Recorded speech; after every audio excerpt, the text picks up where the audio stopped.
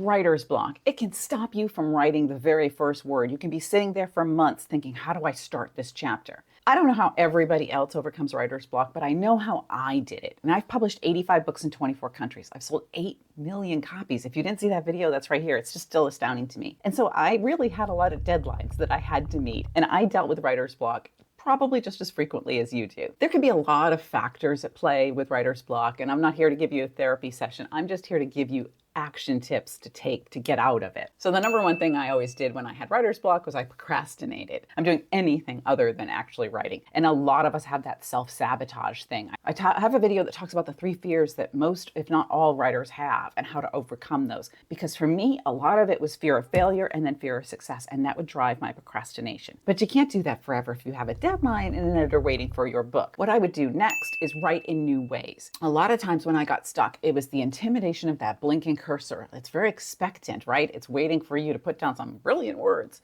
And I didn't have any. So I would go and get an old-fashioned notebook and I would handwrite something, or I would dictate into my phone. Because a lot of times when you write in different ways, whether by hand or verbally, your brain thinks in different ways. My brain works totally differently when I'm typing as opposed to when I'm speaking or when I'm handwriting. So a lot of times changing my approach to how I wrote would kind of unlodge that block. The third thing that I would do is write in different genres. Not even write what I was supposed to be writing. I would write something totally different. And I talked about that in this video and how that worked out for me, because some of those books ultimately sold. They were my way to kind of flex my muscles in a different way and sort of get my brain thinking in new directions. And when you write a different genre than your regular genre, like when I was writing suspense as opposed to women's fiction, it really helped me sort of see plot twists and other things that I could then bring back into the women's fiction. So that was a great way to sort of procrastinate a little bit, but also get writing and get back in the groove of writing, so that when I went back to the book that I was on deadline for,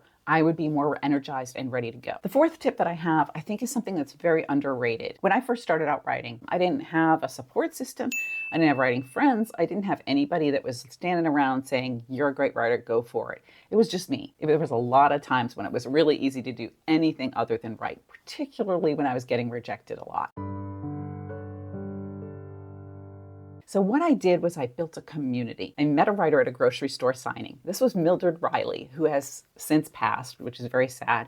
But she was one of the very first African-American romance writers who had an African-American couple on the cover. It was a big groundbreaking thing a long time ago. And she was lovely and generous and invited me to a writer's meeting. And I had never been to one before. I met all these people that talked writer just like me. That really helped me find my tribe. When I was feeling down or feeling unsure, they would sort of bolster me up and get me back to writing again. But as the internet has evolved and we've become more driven by social media, sitting here watching YouTube, maybe by yourself, we're not building that same community. So that makes it really hard, because writing is a skill that not everybody has, and it's sort of a language that other people don't speak. I've tried to create that for you guys in a virtual way with the live streams that we have on Friday where we talk about writing in between, and the community that I have that is free. The link is in the description. And then sometimes I do host in-person writing compelling fiction events, because I really want people to meet, to connect, to have somebody else that understands the uniqueness of writing a book and the struggle that we all go through. The other thing I did, which was a lot weirder when there were no cell phones in the world, is I talk it out. I will go for a long drive and I will talk out what's going on in my plot. Now, when cell phones did not exist and I was talking to myself in the car,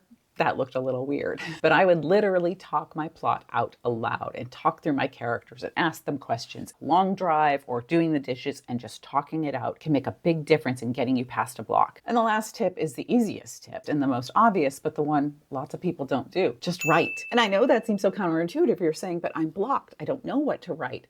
And here's the thing, it doesn't matter. Put some words on the page. My whole approach with the live streams on Fridays is to have sprints, to have you write really, really fast without thinking about it. Because a lot of us, myself included, will get buried into the right word or the right sentence or the right next thing. And then you're sitting there for 3 days staring at the same paragraph. So when you do a sprint and you just write, maybe using one of the prompts that I put up, you get some words on the page and you get your brain restarted and you get your writing mojo back.